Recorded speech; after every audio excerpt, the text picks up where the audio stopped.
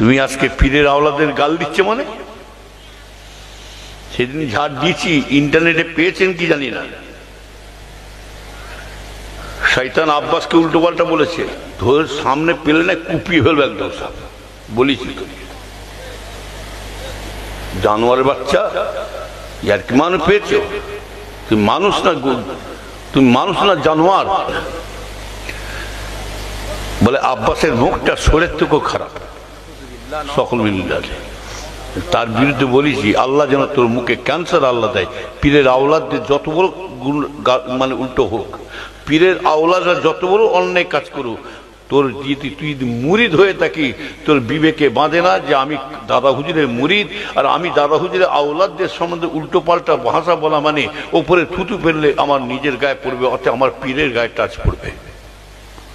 কি কথা ঠিক বলছি না ভুল বলছি? হ্যাঁ, তুমি কি ভেবেছো কি? হ্যাঁ, যা ছোট বড় কথা বলা হচ্ছে, ওর বিবেক নাই। তুই যদি মুরিদ হয়ে থাকিস, আমি বলবো, তুই যদি মুরিদ, যদি দাদা হুজুর মুরিদ হয়ে থাকিস, তোর বিবেকে ভাঙতো, গায়ে ভাঙতো, মাথায় তোর জ্ঞানে আসতো, আক্কেলে আসতো, বুদ্ধিতে আসতো যে আমি কার মুরিদ, আমি এহিয়া হুজুরকে, আব্বাসকে, তোহাকে গাল দিয়ে আমারে, এটা আমার উপরে থুতু ফেললে আমার নিজের গায়ে টাচ লাগছে। ওকে গাল দেওয়া মানে আমার পীরের আবু বকরের গায়ে লাগছে। কথা ঠিক না?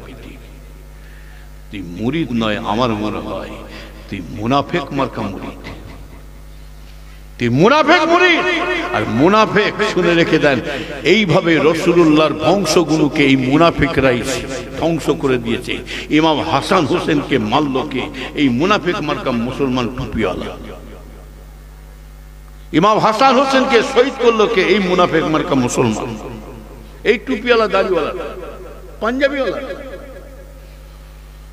কথা বলেন না?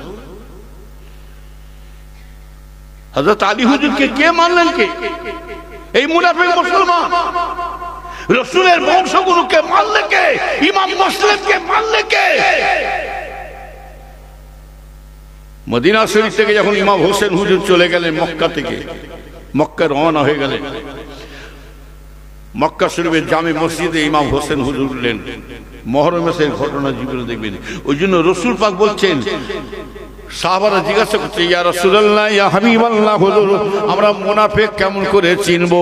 টুপিওয়ালা, দাড়িওয়ালা, পাঞ্জাবিওয়ালা, আমলোক সাধারণ মানুষ, এর মধ্যে থেকে আমি ইয়া রাসূলুল্লাহ হুজুর আমরা মুনাফিক মানুষটা কেমন করে চিনবো?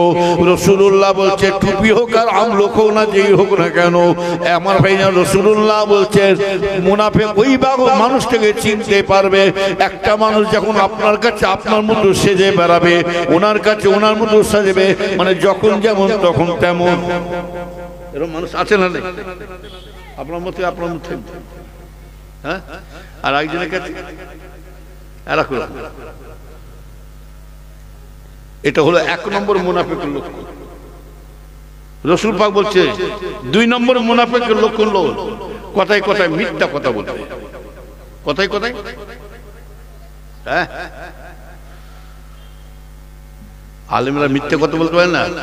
কি ভাবছেন কি? নাহলে দুনিয়া তো সিধা হয়ে যায়।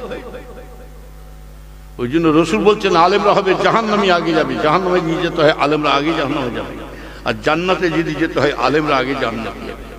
যার গজল পেতে আমাদের চ্যানেলটি সাবস্ক্রাইব করুন, ঘন্টি বেল আইকন দাবিয়ে আমাদের পাশে